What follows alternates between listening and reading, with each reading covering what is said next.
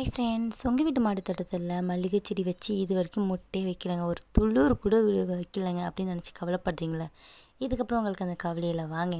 மல்லிகை செடியை பொறுத்த வரைக்கும் நமக்கு வெயில் முக்கியங்க.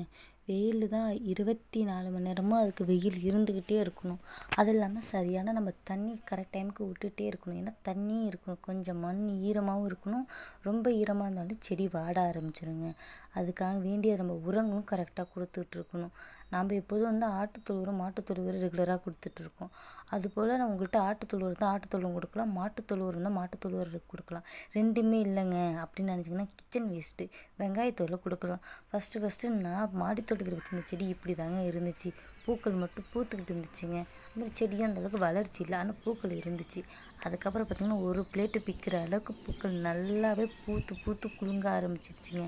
அப்புறம் நல்லா மொட்டுக்களுமே நல்லாவே வைக்க ஆரம்பிச்சு. நான் கொடுத்த உரத்தினால மொட்டுக்களும் நல்லா வைக்க ஆரம்பிச்சிச்சு. ஒரு பிளேட்டு பிரிக்கிற அளவுக்கு பூக்களுமே நிறைய பூக்க ஆரம்பிச்சிதுங்க. அதுக்கான சரியான உரத்தை நம்ம கொடுத்தாலே போதும், கண்டிப்பாக உங்கள் செடியும் நிறைய மொட்டுக்கள் வச்சு நிறைய பூக்கள் வைக்க ஆரம்பிச்சிருங்க. மல்லிகை செடியை பொறுத்த வரைக்கும் பூச்சித்தகவல் நிறையவே இருக்குங்க. அதுக்காக நம்ம வேப்ப புண்ணாக்கு போடலாம். வேப்ப புண்ணாக்கு இல்லாதவங்க நம்ம வேப்பம் இருக்கு இல்லையா, வேப்ப இலையில் வேப்பங்கொட்டை இருக்கு இல்லையா, அதை நம்ம நுணுக்கி நம்ம தண்ணியில் வச்சு ஊற வச்சு 2 நாள் கழித்து கூட ரெகுலராக அதை ஊற்றிக்கிட்டு வரலாம்.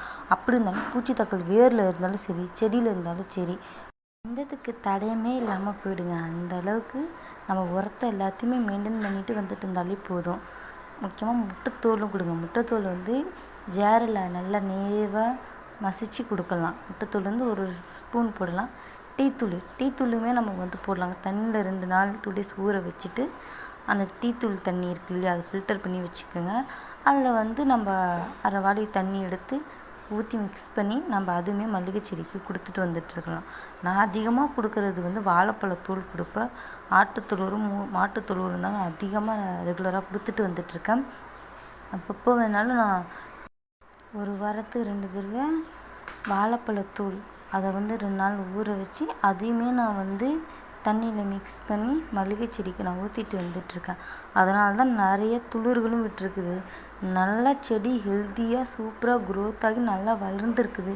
நிறைய மொட்டுக்கள் வைக்குது, நிறைய பூக்கள் பூத்து மெனிக்கவே இருக்குது.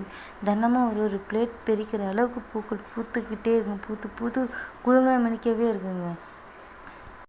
மல்லிகைப்பூக்களில் நம்ம ஒரு கவிதை கூட சொல்லலாங்க. மெல்லிய இதழ்களின் மனதை மறைத்து வைத்த மல்லிகையே, உன்னை ஒரு முறையாக முகர்த்தாலே மனம் முழுவதும் மகிழ்ச்சி மலர்கிறது. வெண்மையாய் அழகாய் பூத்த வாசத்தின் அரசியாக வாழும் நீ, ஒரு சிறிய பூவாக இருந்தாலும் 1000 இதழ்களை கவரும் அதிசய மலர் நீ. என் இதயத்தில் மல்லிகை பூவாகி பூத்து கொண்டிருக்கும் வாசனையும் நீ. முக்கியமாக நான் சொன்ன டிப்ஸ் ட்ரை பண்ணி பாருங்கள். 100% உங்களுக்கு குட் ரிசல்ட் கொடுக்கும். இந்த வீடியோ உங்களுக்கு பிடிச்சிருந்தால் லைக் பண்ணுங்கள், ஷேர் பண்ணுங்கள், கமெண்ட் பண்ணுங்கள். முக்கியமாக நம்ம சேனலை சப்ஸ்கிரைப் பண்ணுங்கள். அப்போ தான் அப்பப்போ போகிற வீடியோ நோட்டிஃபிகேஷனாக வரும்.